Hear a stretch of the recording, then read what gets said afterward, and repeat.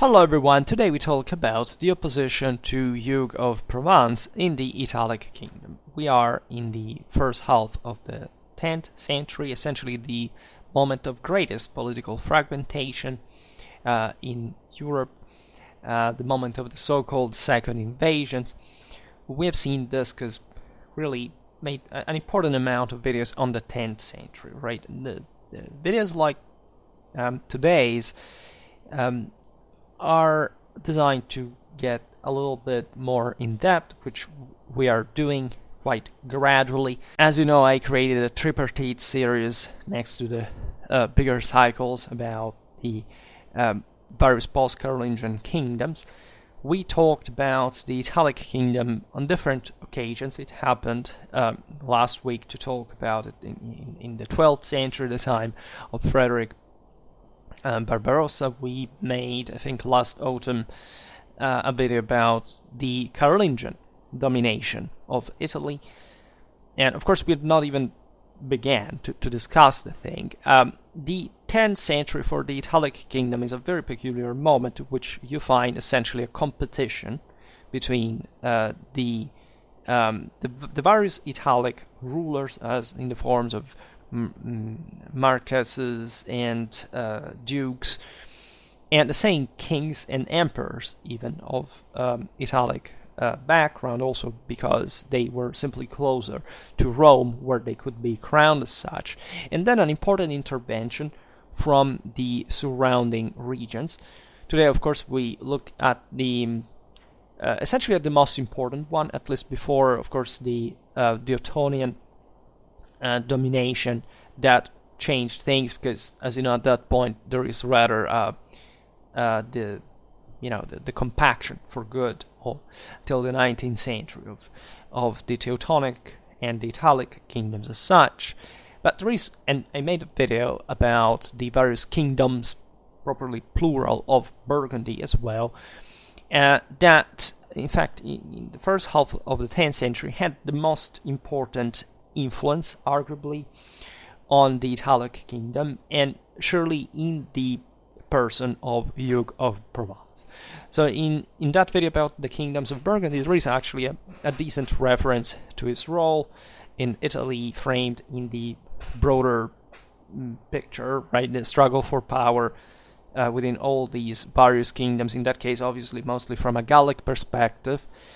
Hugh was the grandson, via his mother, of the Emperor Lothar I. So we're looking at a time, it is quite fascinating European history, that fundamentally the joint, say, between the Carolingians and the Ottonians. So this phase of quasi-interregnum in a broader sense, at least as far as as a broader imperial power was could be affirmed.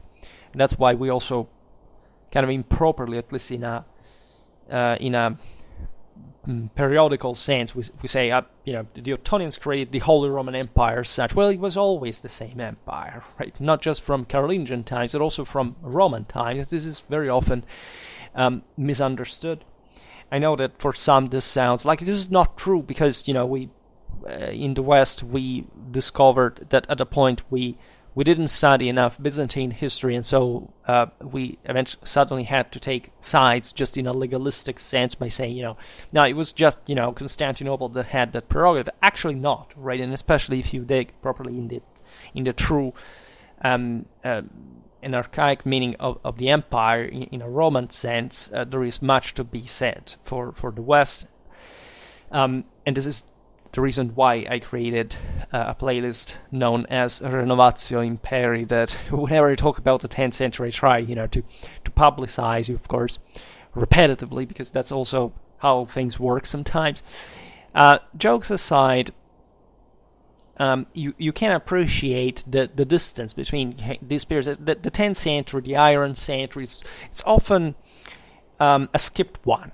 Right, because first of all, the broader fragmentation, and also because, of course, of the second invasion themselves, there is a huge popular, of course, immediate, I would say, connection with the Viking era. right? Yeah, okay, but what about the rest of Europe? What about continental history? What about, the degree of power that these countries had? What were the actual also interactions with those powers? Today we talk, of course, about the Italic kingdom. We could even make videos about, I don't know, the Vikings in Italy. I'm talking about Vikings proper, not the Normans later, which is a quite interesting subject, probably an unexplored one. There's all the deal with the Magyars as well, the Saracens, of course. Hugh was within all this, and what you realize in the circles of power is how deeply they felt, of course, not just the dynastic and kind of familiar kind of connection, but also in the sense the Frankish ancestry, as far as especially at least in principle, the sacrality of power and of course the imperial character of the same was concerned, right? I think to be the only person who makes videos at least about this specific topics, because aside some battles that you can appreciate, because I don't know that there is a sort of collectionistic. I do that too, as you know, because that's what I do actually, outside of YouTube. But there is a political and social background. And people just say, "Oh, well, okay, but I don't care about that much because it's just boring stuff." Is it? Right? It's not really a thing. There is a lot to say about 10th century Western, Eastern Francia, the Italic kingdom, and step by step, Burgundy, like in this case too, and other countries, of course, we'll have to look at. But as I often say, we're like with Schwerpunkt, I think I haven't even begun to talk about history.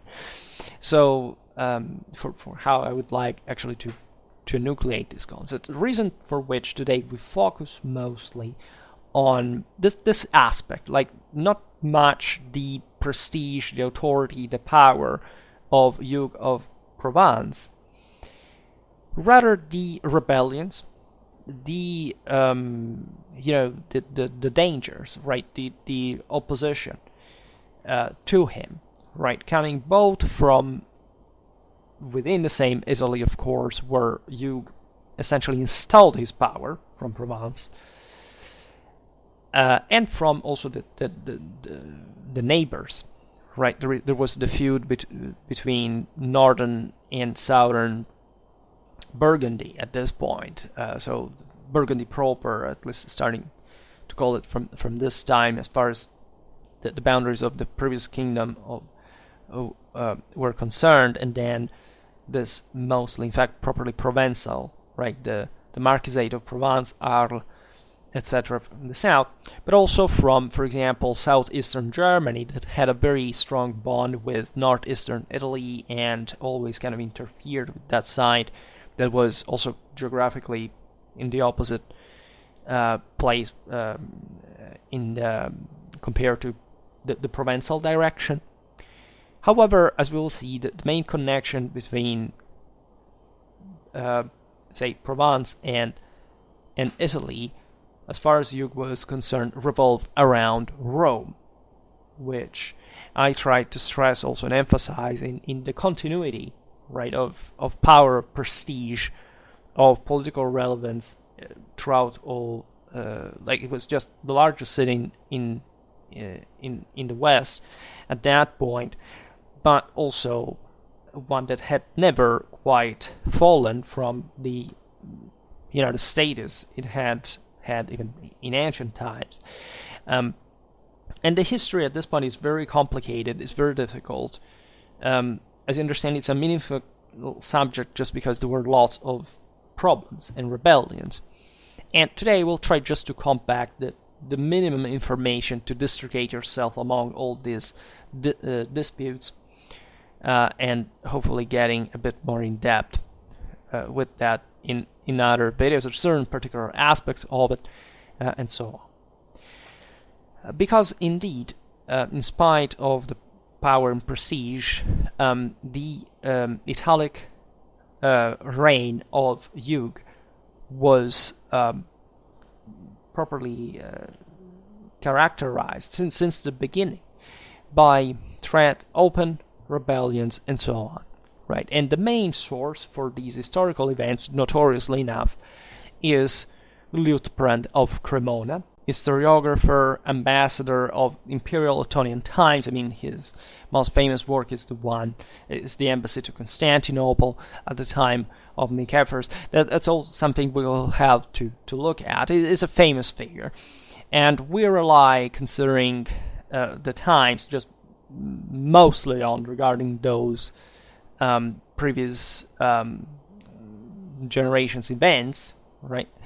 As almost as a single source, at least the most developed, the most kind of insightful, which is also in fact a partisan one sometimes, especially, he didn't like Hugh very much, right? And he said, for example, that kind of dark atmosphere for example, the events that were occurring in Rome with the papacy, Marosha, we will talk about them. So many people still live within, especially, in the modern age, the Protestant historiography simply went heavy by trying to depict whatever was happening in Rome at the time on the basis of Liutprand, because, look, he wrote that.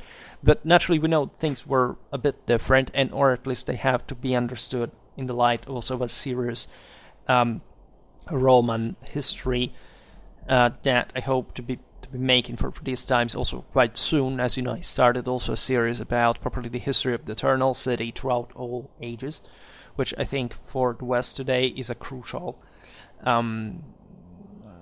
point of reference, or it should be, at least culturally, educationally. Anyhow, what Liutprand writes, however, about the main political events is correct, right? So he's actually a reliable source, and of course he was writing on the basis of what had happened for an audience that knew what had happened substantially. And there were different theaters, as we'll see now, of the opposition to Hugh.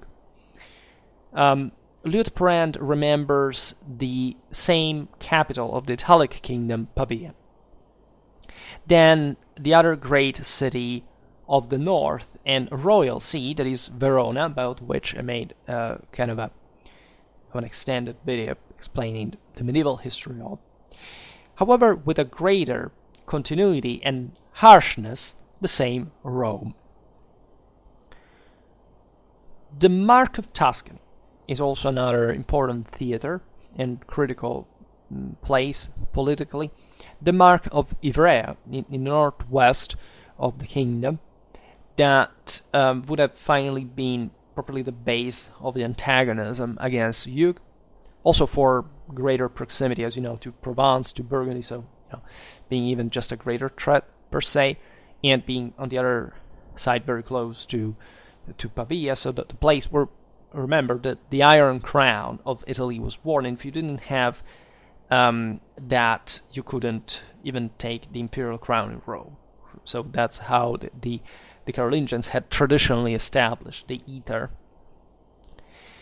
All this was happening, as we were saying at the beginning of the video, in a context of Saracen and Hungar invasions in the peninsula. For example, the Magyars, after an incursions in Apulia in 922, devastated the same Pavia. 2 years later, this is a devastating moment in Western history, because the archives of the Italic capital were lost, right?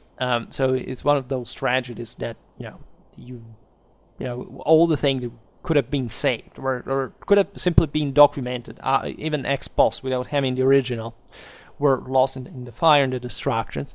This was also, as you understand, from a political point of view, a major blow to the entire public authority in Italy, because the problem was always the same, right? Whichever king wanted to wear the Iron Crown, and hopefully also being, the imperial one in Rome, met with a constant series of resistance from the various Italic princes that very often, just like in Germany, for example, they would use, as we'll see now, the Magyars to kind of obstacle royal authority.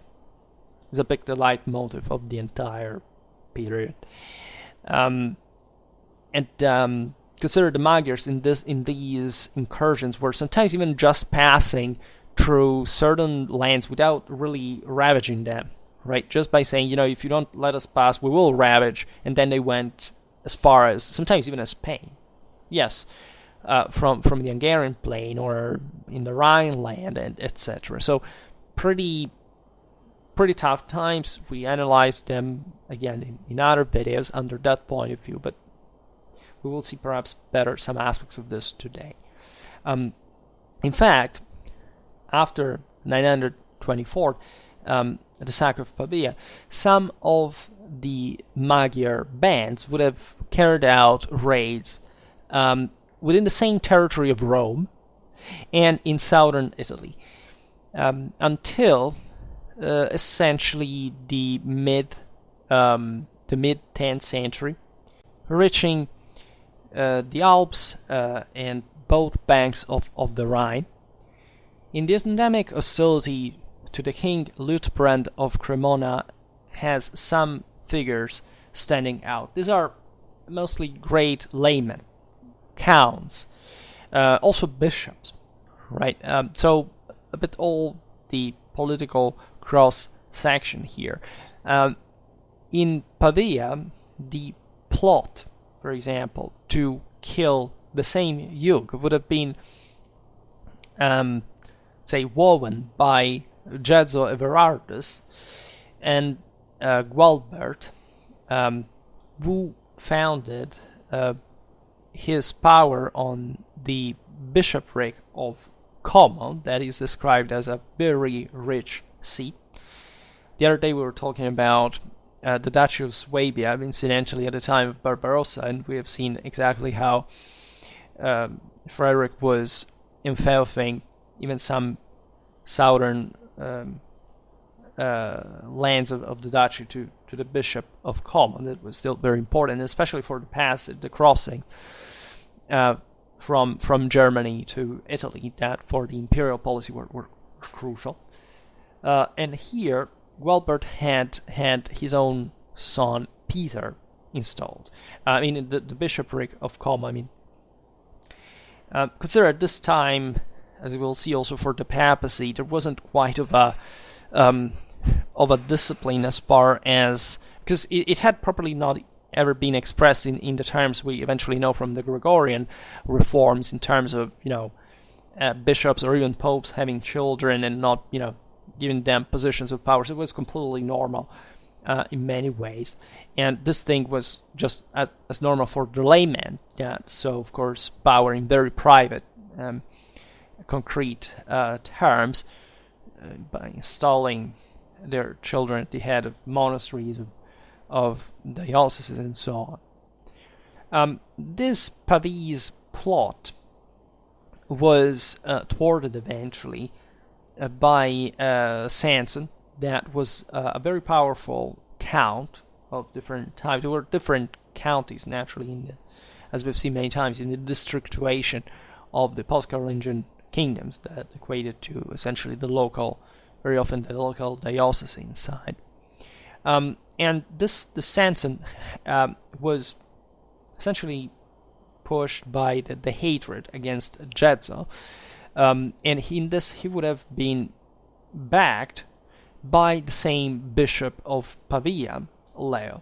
So you interestingly find already some dynamics we highlighted in other videos regarding of course, the competition of lay and ecclesiastical power within the Italian cities in this high medieval centuries, right? So we, again, as I said before, we often scan this period as saying, okay, there are the Carolingians, then there is this sort of interregnum, then the Ottonians, and then you have, at least for this region, the communes.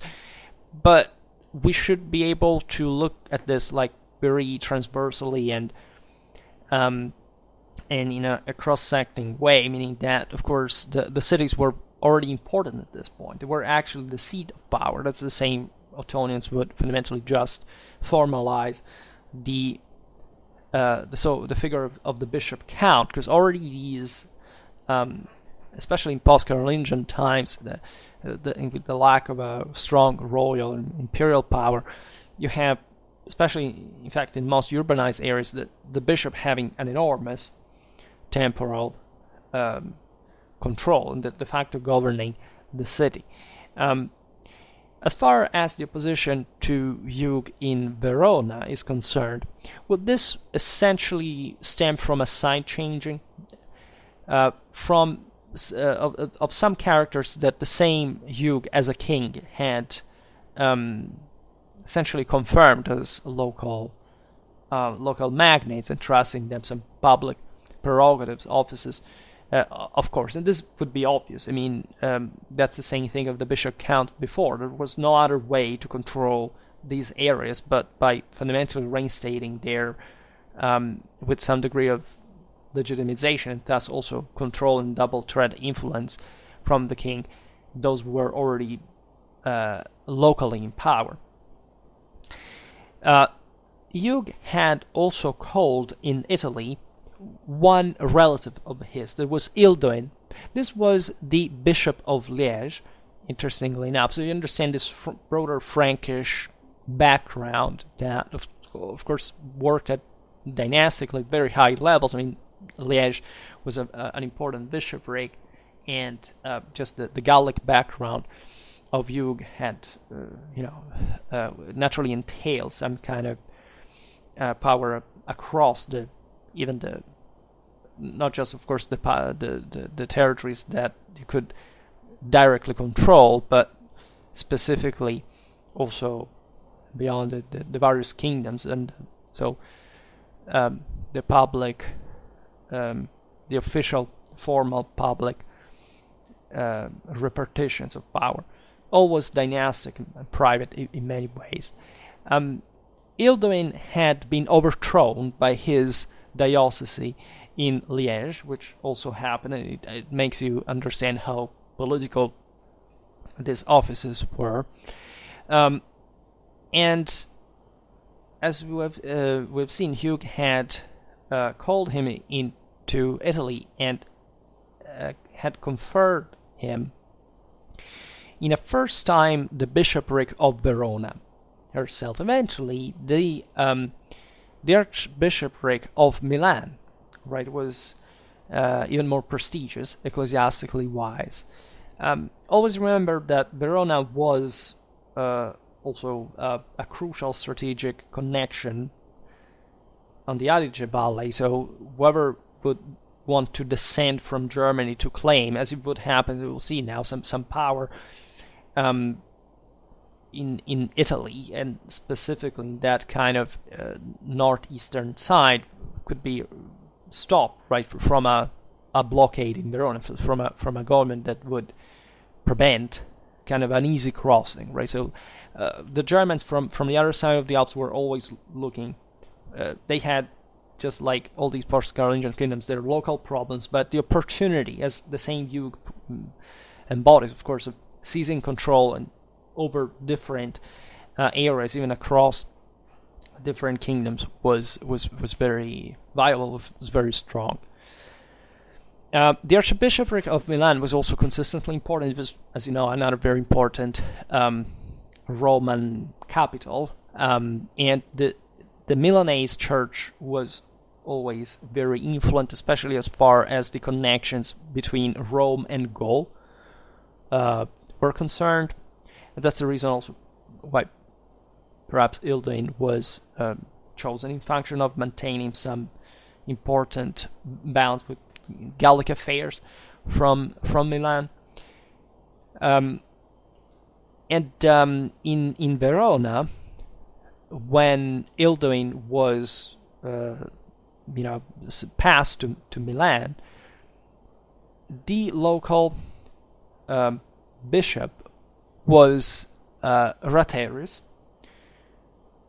a very famously cultured monk from the following of Ilduin, right? And it was Raterius, together with the Count of Verona Milo, that opened the gates of Verona to a German prince, Arnulf, Duke of Bavaria, that had descended into the Trento, the Tridentine mark, to strip Hugh of the crown of Italy. Now, Arnulf was defeated in 935, so this plan wouldn't succeed. But it shows what I was telling before, always regarding the possible threats coming across the Alps in these contexts.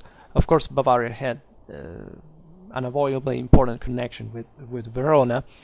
The interesting aspect here is also within a Carolingian political legacy, always the cooperation between like with the Missi Dominici, the count and the bishop, right? So Rotarius as this bishop from Liège, Transalpine context, and then the local count of Verona, Milo as the lay secular power in Italy, and the capacity here to exploit the situation, evidently trying to destabilize Hugh's power.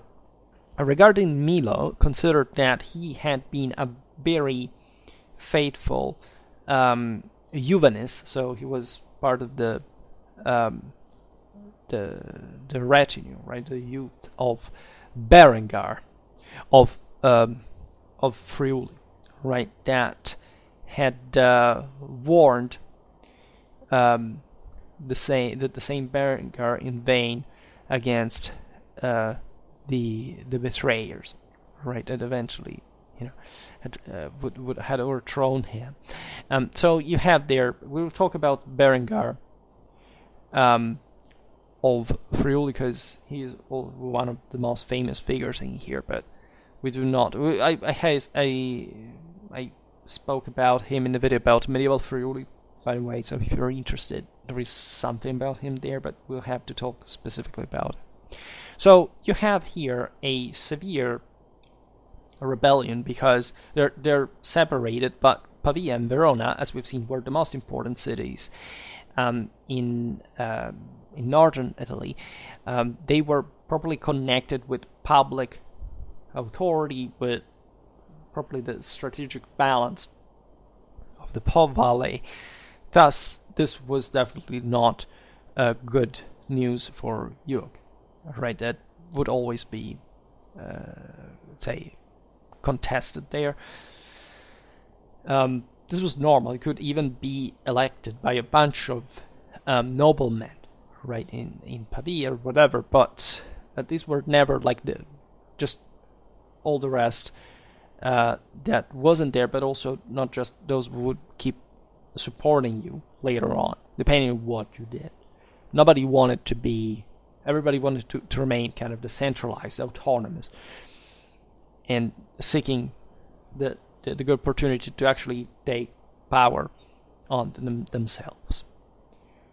And within the Pavese and the Veronese rebellions, there is the start of the Roman question that was in turn connected with the one of the Mark of Tuscany. In fact, Hugh's half-brother, Guy, Marquis of Tuscany, had married the patrician Maroscia, who was really an eminent figure in Rome, a city where this important process of aristocratization, as far as the papal dignity by the side of the great Roman families was being processed, right? So the Romans behaved basically in the same way. They had this big thing of the papacy, and so they would try to control it its own way. Rome was there was never like a single kind of ruler, right, or an unchallenged rule over Rome in a sense. There were always these aristocratic factions that worked within the city in very shrewd and actually violent way, so to prevent like the affirmation of a stable government. This is true also in Ottonian times, when the same Otto III went to live in the Eternal City and so on. We talked about this in that video I made a couple of months ago about the Byzantine influence in the Germanic imperial ideology and all this stuff. Because Rome was really also between that kind of Frankish world and the Byzantine one in many ways, and what it was also in the southernmost end of the, let's say, what had been at least the Carolingian Empire, and thus knew how to move quite shrewdly. The same aristocracy was well aware of that kind of, kind of role that was also assuming ever more internationally. I made a video a couple of months ago about the Rome of Charles III that exemplifies that dynamic well enough in that case, especially between kind of the western and the eastern Frankish part, like historiography calls them already, the French and the German one in Rome, because the city was always solicited, and of course by these political factions internationally, and so they would exploit it accordingly. So Hugh had married Marosha. She was really powerful, and this was necessary for just establishing a rule in Rome, where it seems that at the moment two rival clans operated and ruled in their own sphere of influence. So from one side you had the party of the current Pope John X, that had already been Archbishop of Ravenna, and that say historiographically has been depicted negatively, as he would have invaded the Ravennate see before, and then he would have risen in 914 to the throne of Peter for the good, doings of his lover, the powerful Roman patrician Theodora, who was nonetheless the sister of Marosha, right?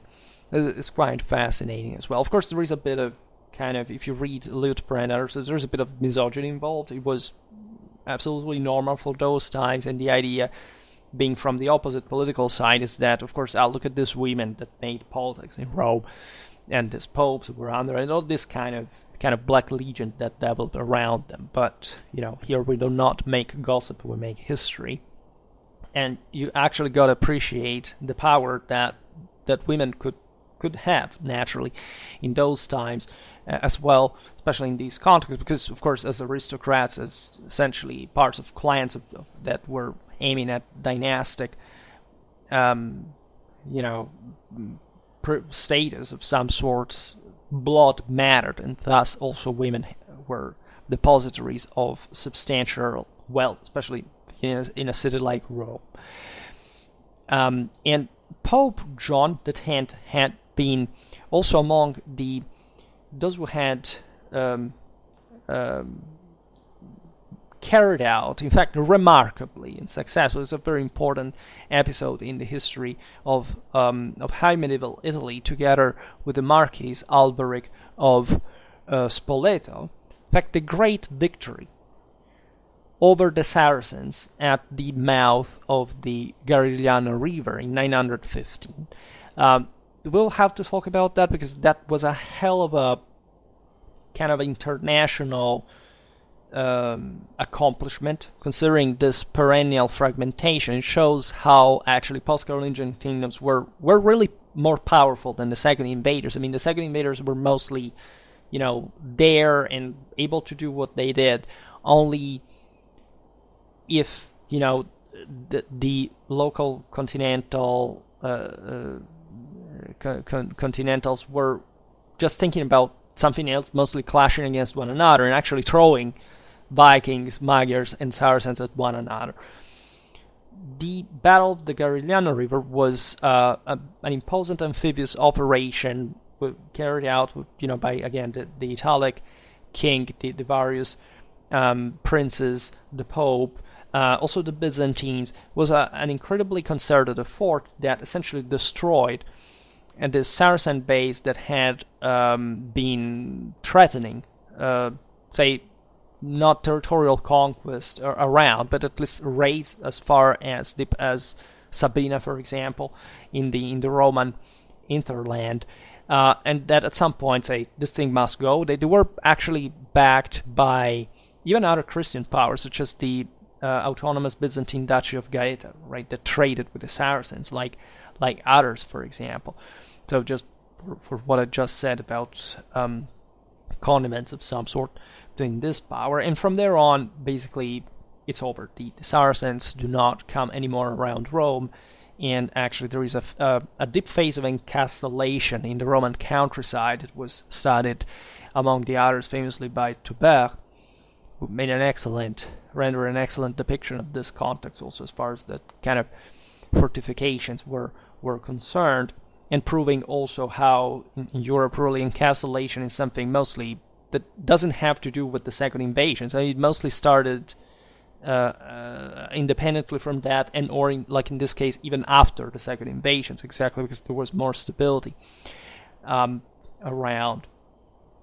So we're talking about impose, because you see that the papacy had a fleet, galleys, something. There is this kind of pre-Italian Republic kind of vibe to it, right? So that's partly coming from the same Byzantine or the same Arab, but it was Byzantine as well, kind of naval tradition and so on, and these powers in Italy would be the same ones that eventually would sweep the Western Mediterranean from the Saracen piracy the century afterwards. In connection with the papacy, we've seen it. I made recently a video about. It was mostly about the Reconquista, the Normans of southern Italy, but also how the papacy organized that before the First Crusade, in contexts that we also, developing of the concept of a holy war, etc., that we don't consider adequately, in my opinion.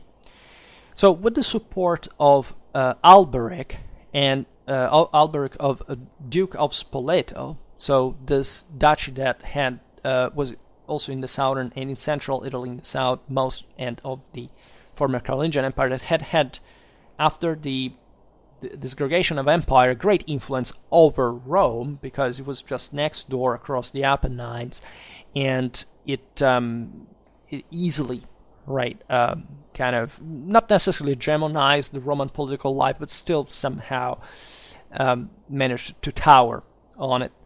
There were some properly emperors, because these were Spoletan dukes that were crowned emperor, and of a brother named Peter that was also Marquis. And so John the Tenth, thanks to this connection, held stable power in Rome. Also, Maroscia had a relation with Alberic of Spoleto.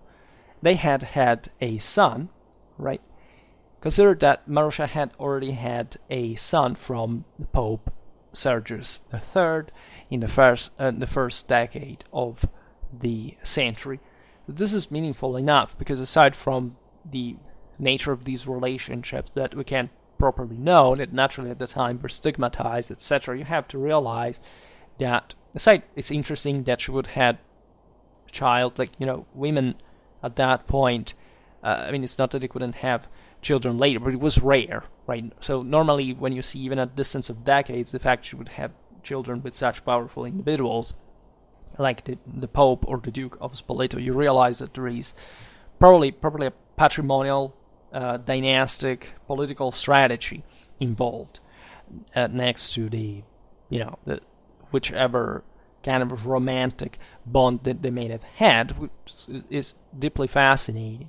In fact, Maroscia had been married at this point with Guy of Tuscany as well, which made her sister-in-law with the King Hugh of Italy.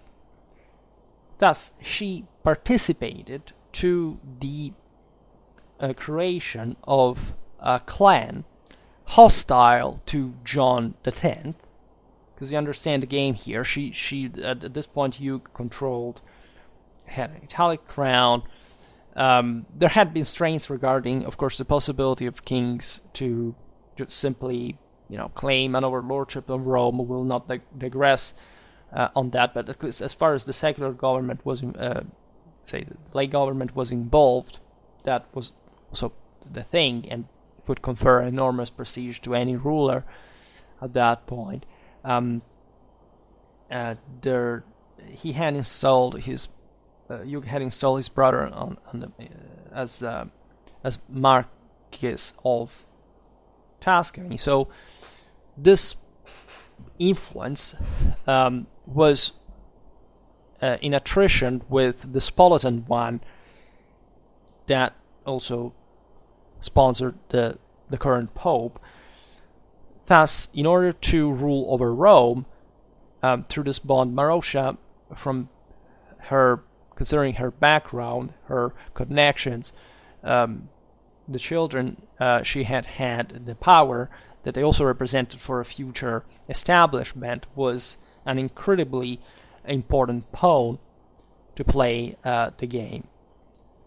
In fact, she was also opposed to the most powerful Marquis Peter, that, as we've seen, was from the side of the papacy, who was, during some of the clashes that were occurring in the city because of this new political alignments, and he entrenched in the most powerful stronghold of Orte, near the Eternal City, calling to his aid a war band of Magyars, and with them re-entered in Rome in a moment in which the city was already pretty hostile to him, and even more, being at this point threatened with this band of, steppe warriors.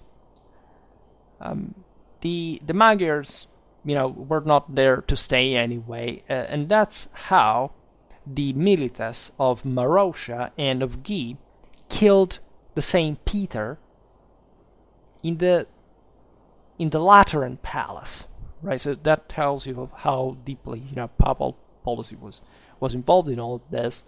In fact, Peter was murdered in front of the eyes of his same brother, the Pope. The Saint John was imprisoned after this blow, and he died shortly afterwards.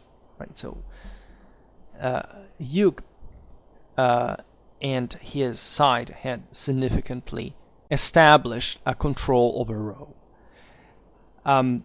However, this control was not unchallenged. In fact, the conflict within the Roman nobility could not allow an immediate success of Marosha and Guy's clan.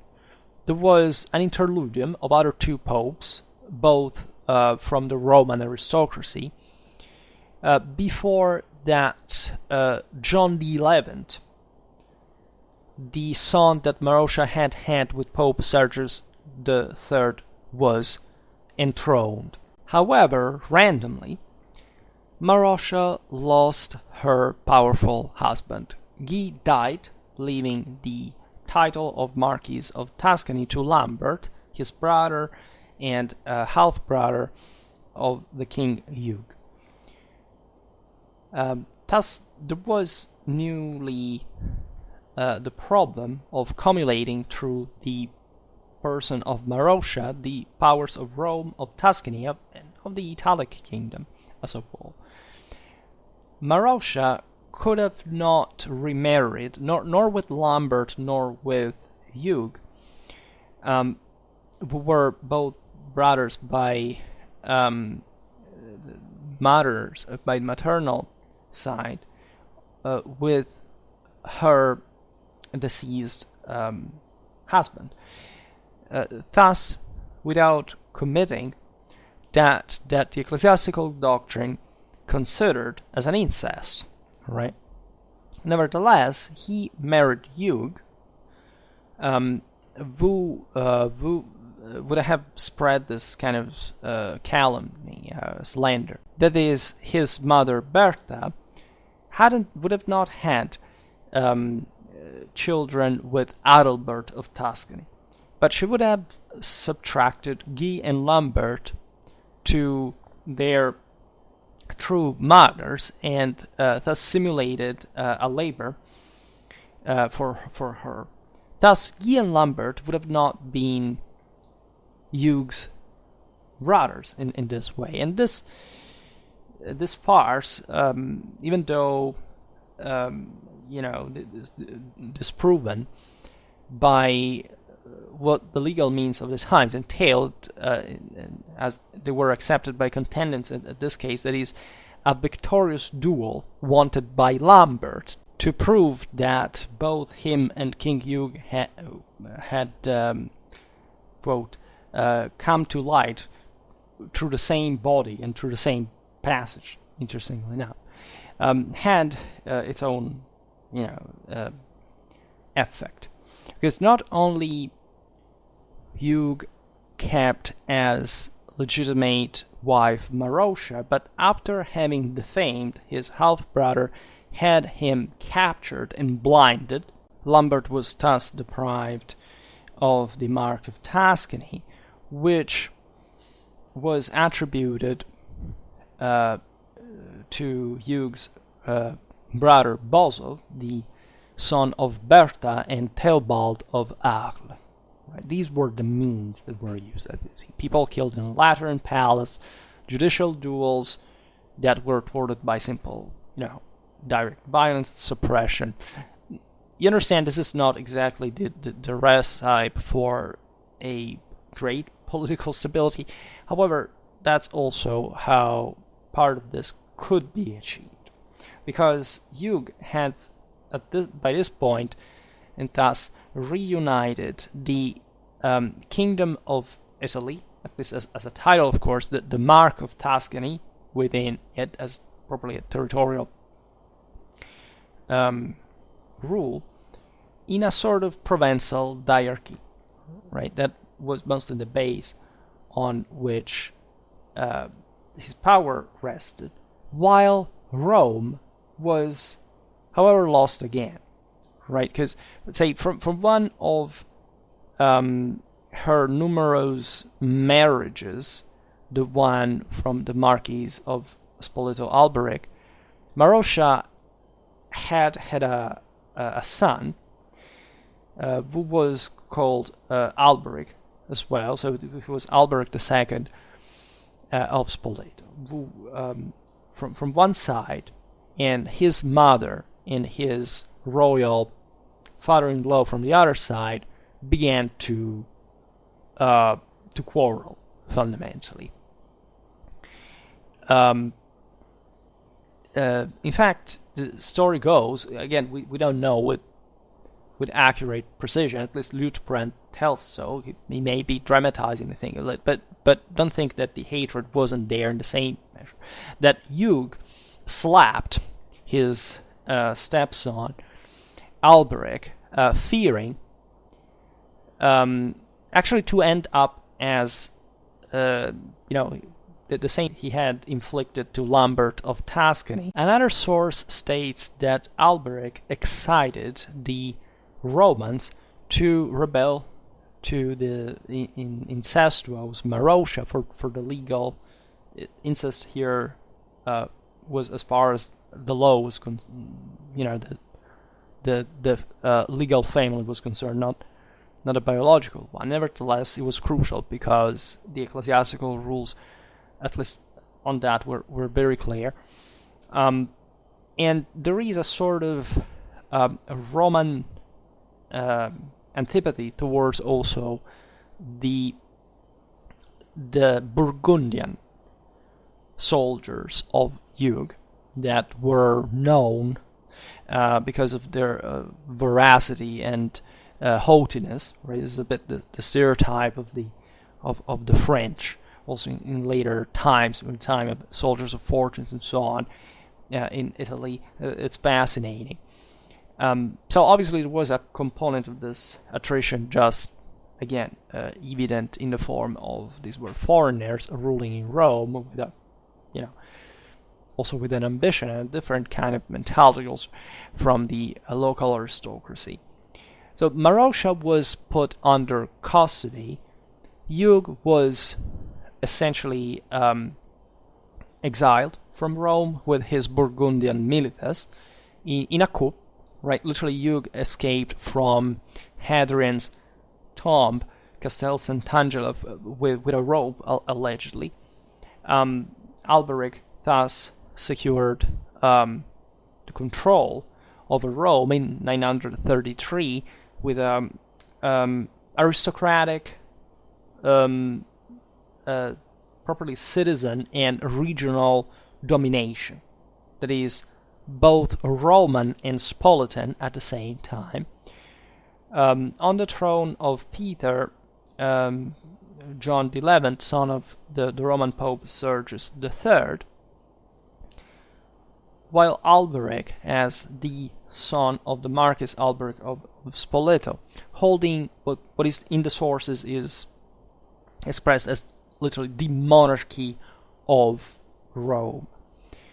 Marosha, that had been, to kind of resume, to quote a famous passage from Liutprand, the aditus, that is properly the pathway through which all these powerful men the light of day had disclosed, found herself instead in the darkness of a prison bottom, as the last news that we have of her, so she likely died there, imprisoned by her own son, and Liutprand naturally was quite kind of happy to stress that, because he was politically adverse to Hugh and her and so on. So that's how this extraordinary figure of the Roman Middle Ages has been left to the historical narrative just in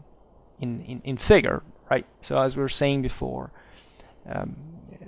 naturally history is a tough, dreadful, and complicated thing, but these are essentially the events that we know.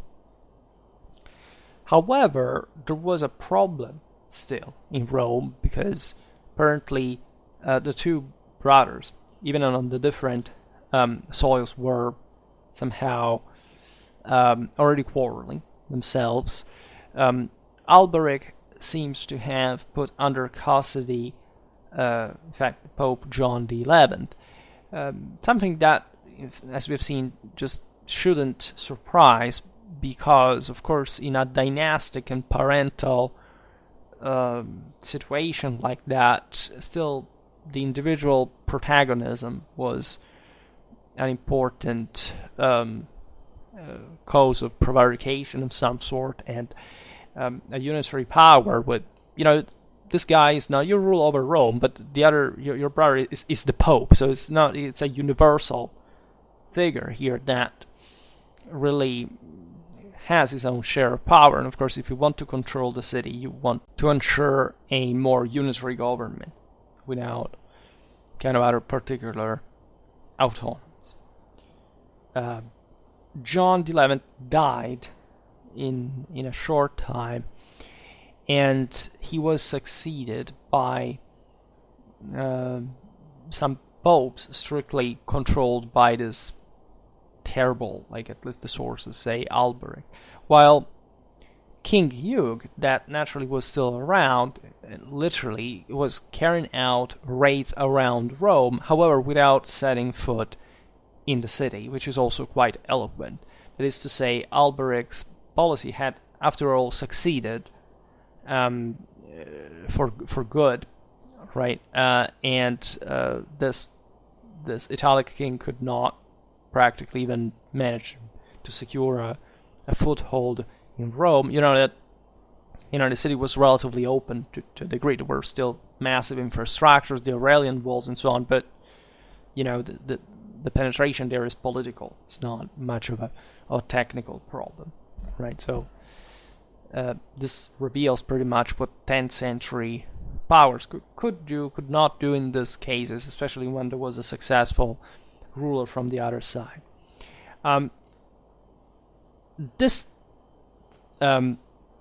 events had naturally an influence internationally, because Hugh was heavily discredited as king of Italy. I mean, if he could not even properly control Rome, which was practically the only reason why the Italic kingdom was the only one necessary to be controlled in order to be crowned Roman emperors. You could be a Western Frankish king or an Eastern Frankish king, didn't matter. You had necessarily to be an Italic king to be crowned Roman emperor. So the thing is heavy as such, right? And just for anyone that by that Italic scale wanted to assert an authority was a huge deal to have been checked in the same Rome, right? And this didn't happen only in Italy, though. In fact, at least some subjects offered the same Italic crown to the aforementioned Duke Arnulf of Bavaria, that, as we've seen in 935, had been at least successfully repelled by Hugh's establishment, while other subjects played, again, because it had already happened once, the card of Rudolf of Burgundy, touching on kind of a more relevant issue, properly for the Provençal background of Hugh, as the two sides of Burgundy were historically hostile, and in fact already the North had intervened in Italy to try to thwart the ambitions of the Provençals. Consider historically, this is also important. I mean, Provence, the areas from which Hugh had emerging power were very importantly connected with Tuscany. It's not a random fact that the market of Tuscany was so important in Hugh's royal policy in Italy.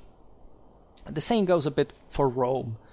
We have seen in a video recently about early medieval Jews how important trade routes were exactly between Marseille, Rome, Naples, etc. So there were lots of interests there. The Burgundians, narrowly meant that in the north, were instead more, of course, continental. They didn't have access to the sea and were close to some continental alpine passes into Italy, into the Po Valley.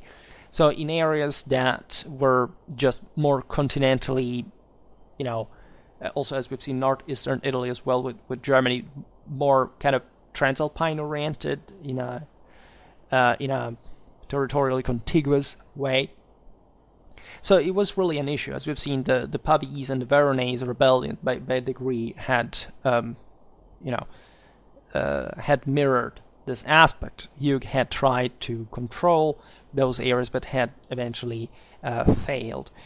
And this, in general, was normal for Italic kings at that time. This is not just because of Hugh, who was actually a very powerful ruler, but the various Italic princes had practically always done the same. Right, the Duke of Spoleto, the Marquis of Ivrea, the Marquis of Friuli, the Marquis of Tuscany had always tried to kind of rule the entire area, but they couldn't, because there wasn't enough power to sum, right, or you could be crushed in a battle. As we've seen, you could call, for the Magyars on your side and whatever, but controlling like another province, let's say, in that fashion directly to try to expand further was practically impossible. It was very complicated, and the political balance could shift quite easily. Also because of these foreign interventions that, as we've seen, were called literally by the Italians to prevent the creation of a strong government locally. So 935, Arnulf of Bavaria is defeated by Hugh's forces. while with Rudolf of Burgundy, King Hugh chose kind of a negotiation or an agreement, essentially, in fact, granting him a widening of his dominion towards Provence in the south, so extending the northern Burgundy, right? As the kingdom was the kingdom of Burgundy. However, here we mentioned just Burgundy as the northern half, the south being the Mediterranean one that you control. And the what you asked in exchange to Rudolf was the neutrality, his neutrality on the Italian coasts. That is to say, they literally divided the two things. Like, okay, you can say, don't interfere in Italy. I will give you wider power in Burgundy, but say at least you don't have to come to pressure from, say, the Po Valley if you ever get there, the Italian coastline, because that's where eventually the trade, as we were recalling before, between Provence, Tuscany, etc., was vital. So financially for you, that had afforded this royal policy essentially, also thanks to that wealth. So this is interesting because it again separates that kind of Mediterranean and continental dimension existing within the same Italy that had historically been, just think about between Lombard and Byzantine times, quite a thing. Naturally, there were a lot of intersections, including in the reign of Hugh, as these agreements just per se show. Hugh eventually extended again his diplomatic initiative by consolidating the relations with Henry the Fowler, right, the Saxon king of Germany, the father of the eventual Otto I, as you know, was consolidating great success, had already defeated the Magyars at the Battle of Riada, inflicting hell of a defeat even before the Battle of the Lech would occur. Consider the Bavarians we mentioned here anecdotally were also fighting. They're a bit the unsung heroes in the clash against the Magyars from a German perspective, because eventually the Saxons with the Ottonians took over all the historiography, and so the Bavarian branch was kind of neglected as far as their accomplishments were against the Angers were concerned.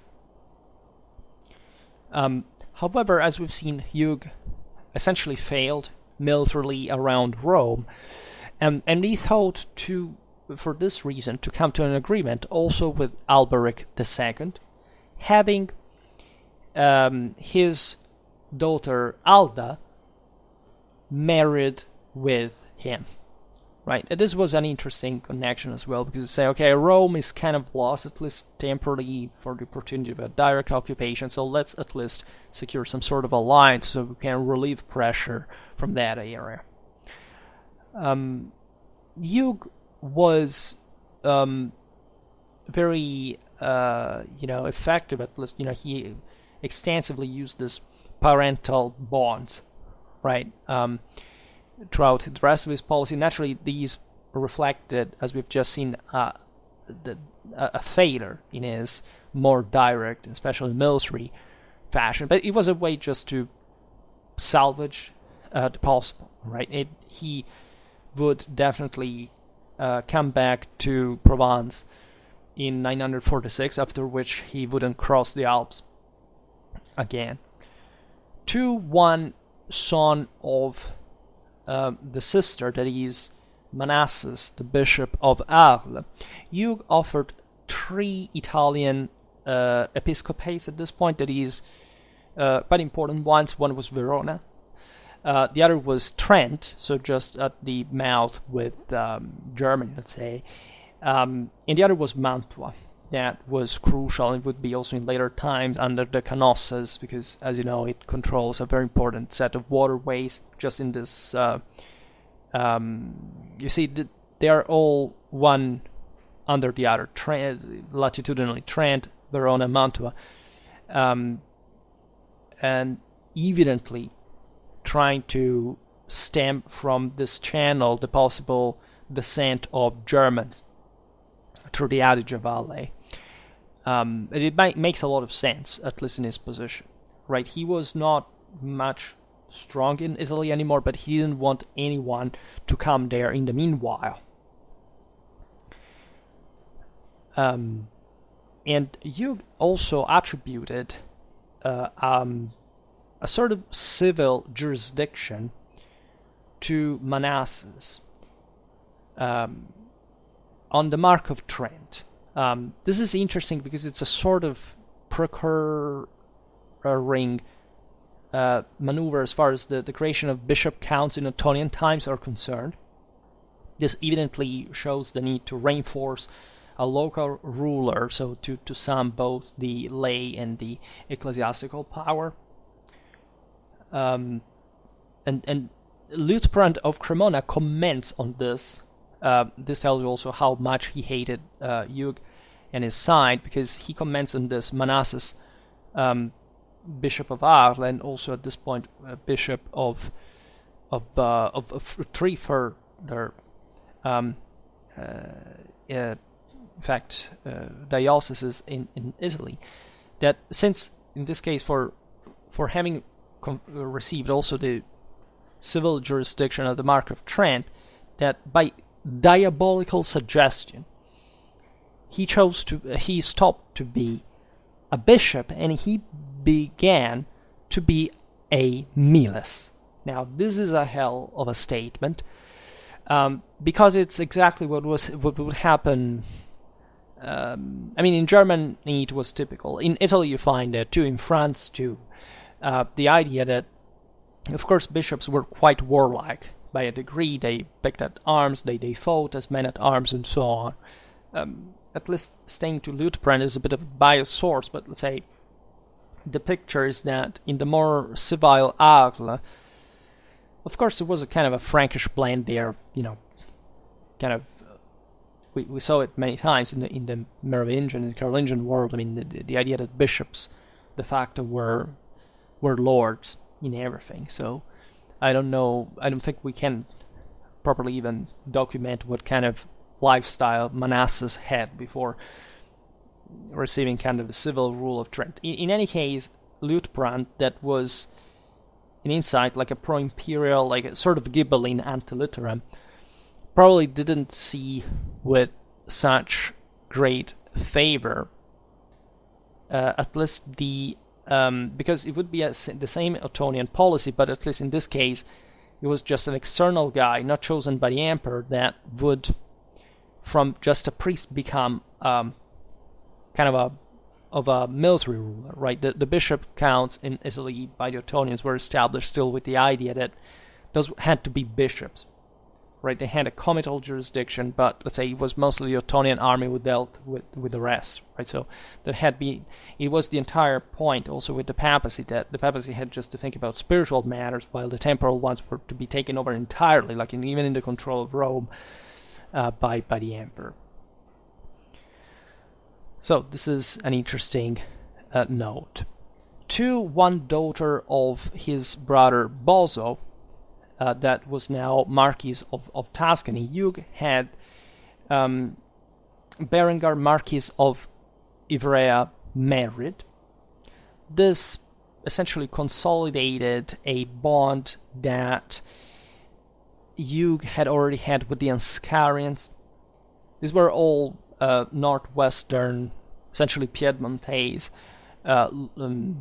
lordships, right? Anscarius, the second brother of Berengar from his father's side, was the son of Ermengarde, sister of Hugh, right? So that's also a very interesting part of the story we have to look at better. The deep interconnections between the Burgundian and the northwest Italian lordships, from which also the same Savoy would actually emerge as a dynasty exactly from these very branches.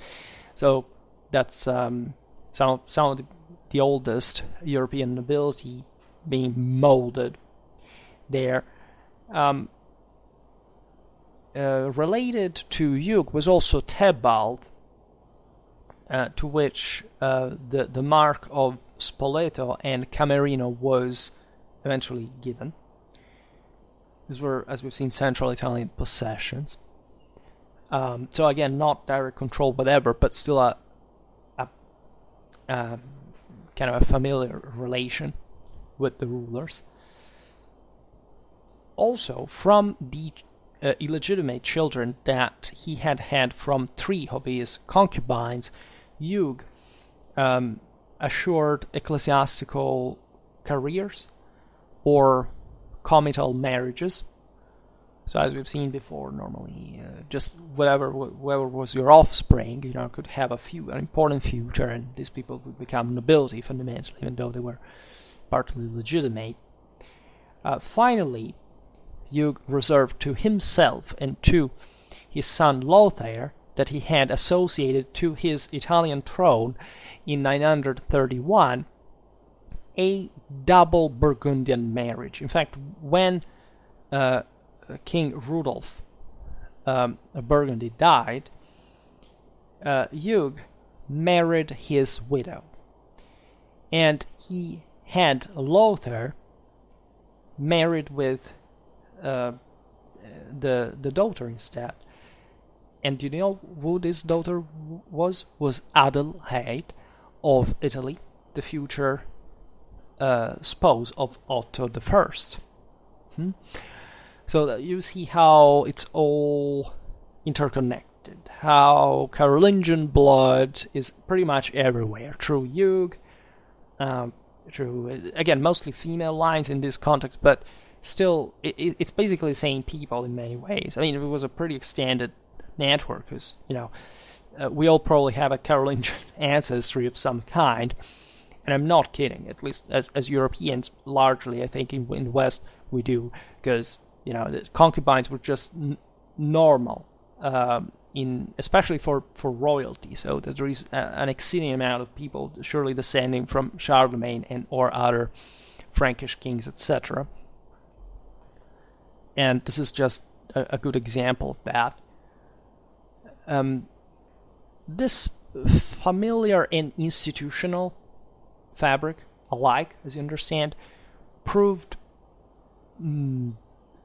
very soon, however, to be difficult to handle. First of all, because it relied on this fact, kind of biological and dynastic intertwine. You would never know who, especially in those times, could die precociously. We've seen it even before with Marocia's husband, that changed the whole political situation at the given moment. How many children you would have, who they would marry, how they were related. So, extremely complicated thing. When you look at the political balance there, you realize that essentially those who ruled were the warlords. So all these noblemen were basically just men at arms, just by lifestyle, and by the church. Not just Rome, as we've seen all these other dioceses that we mentioned in central northern Italy, just to remain to the Italic kingdom. But it was pretty much everywhere the same in post-Carolingian Europe. And as we've seen also well today, still a family background that was actually all but united. I mean, they tried to marry into each other to maintain an influence on these places, but exactly the power behind that would cause certain constant fratricide clashes. It was very easy to just go to war with your brother, your father, whatever, and it happened really, really easily. For example, when Alberic II married Hugh's sister, he kept refusing his father-in-law the entrance in Rome, which seems legitimate after what had happened. And probably Hugh, he did ask, but it's not that he necessarily pretended that. He would expect still kind of hostility. So yes, a marriage there, family, but by which degree? Hugh's brother, Boso of Tuscany, also planned a plot, that is to say, At least these stories, it's always there is the woman who's behind that, the wife that is inspiring this plot, because at least in this kind of Romano-Germanic, still kind of saga background, you have always the woman who, is the wisdom, the hidden wisdom that the man has to follow in action. And according to the story, that is still pretty negative, of course, pretty dark. Balzo of Tuscany was inspired by his avid wife, Villa.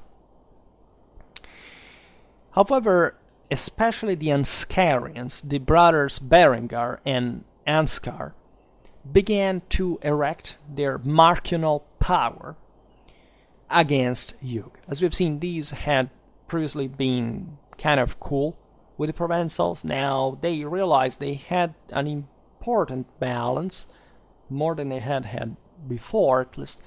In fact, even in this case, you have Berengar that manages to take out his own brother, Ansgar. However, unironically, or ironically, I don't know, in this kind of tragicomic reality by a degree, receiving support by the same Hugh.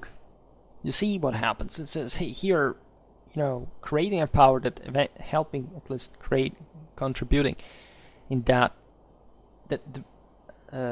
would obstacle yourself, right? At least the plot was revealed by he would have had benefited from this. That is to say, the son that Lothair had associated to the throne, and to whom had essentially destined the succession in Italy as a king. So this Liutprand actually states that this is because the son of Hugh was just young and dumb, but if you think about it, it could have easily been a deliberate maneuver from Hugh's son to get rid of his father. Something that actually happened in that regard. So this constant strive for power in post-Carolingian Europe, so with very weak public authority, and just this kind of hardcore power dynamics that even made you say, maybe they even loved each other, of course, as relatives, but power was another thing. It was a distinct, different thing. You responded, it was still public in nature, and thus you also responded to God of that. And in 946, in fact, after having achieved important things in Provence against the Saracens of Fraxinetum, that, as you know, had infested the region, had even crossed the Alps from there. They had devastated the Rhineland. They had molested also Italy.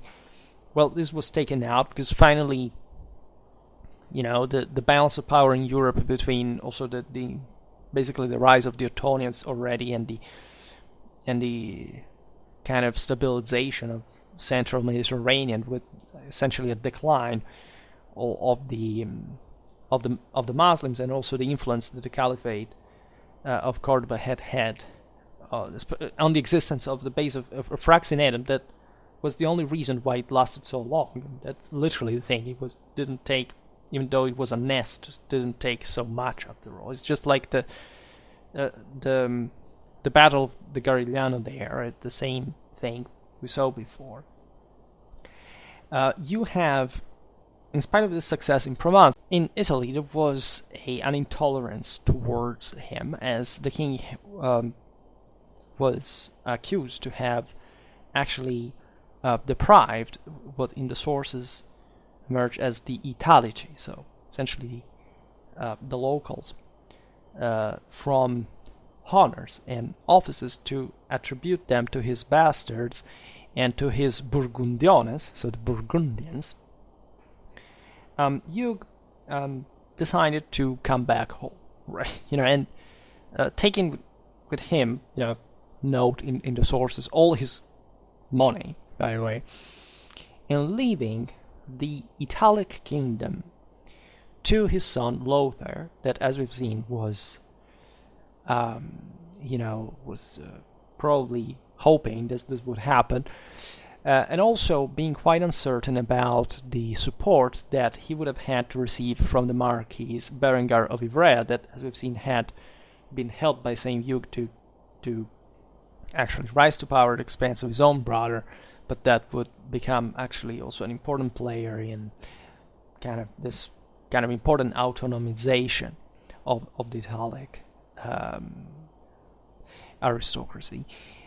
Before this choice of coming back beyond the Alps, Hugh had attempted to suppress the Marquis of Ivrea with the support already of the king of the Eastern Franks of Germany, Otto I, that had succeeded his father Henry the Fowler in 936. However, even though, as we know, Otto would descend in Italy, become also through the connection again of a familiar one with his wife, as he would have married Adelaide and accused the other princes to have been usurpers of some sort. And even though he was a very strong king, as the sources point out already by that point, was by now carrying out a policy of balance, right? Mostly because the Magyar threat had not been eradicated in Germany yet, so there was a lot to work and invest on there because of it, and Italy was still kind of distant from not much Teutonian horizons per se. However, to kind of in this case intervene, especially on behalf of Hugh of Provence, it was a completely different. I mean, those were Saxons, right? What about the Provençals from the other side of the empire? However, of course, the Italic kingdom would become essentially the most important prize for any, and unavoidably so, for becoming emperor, right, for any other ruler afterwards. And this is kind of, I think, the general profile we can trace about Hugh's failure at the end of the day. I mean, Hugh was, we could have told the history since the beginning, it would have sounded, at least in the first part, much more grandiose and glorious, but of course, I think this unfolding of events is not just a failure, but it explains pretty well what were the political mechanisms, in this case of the Italic kingdom, but also of the surrounding countries that revolved around, especially this ultimate point. Without the Italic crown, you could not be emperor. Thus, everyone, in spite of their, local problems and the international, let's say, geographical distance, were to gravitate around, unavoidable, right? And so we have seen this, and we will keep talking about specifically the Italic 10th century, because I made lots of videos about that specifically, also as far as the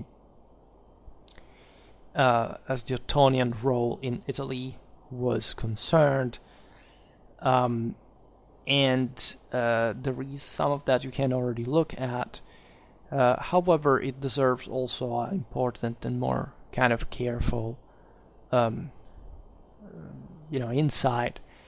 And there is really a lot we have to do about post-Carolingian kingdoms in the first place that we haven't even began to address adequately, if not in very generic ways. However, for today, I just stop it here. I hope that you enjoyed this video. If you did, please share it. Otherwise, leave a like or subscribe to my channel if you're interested in my upcoming content. For today, as always, I thank you heartily for listening to me.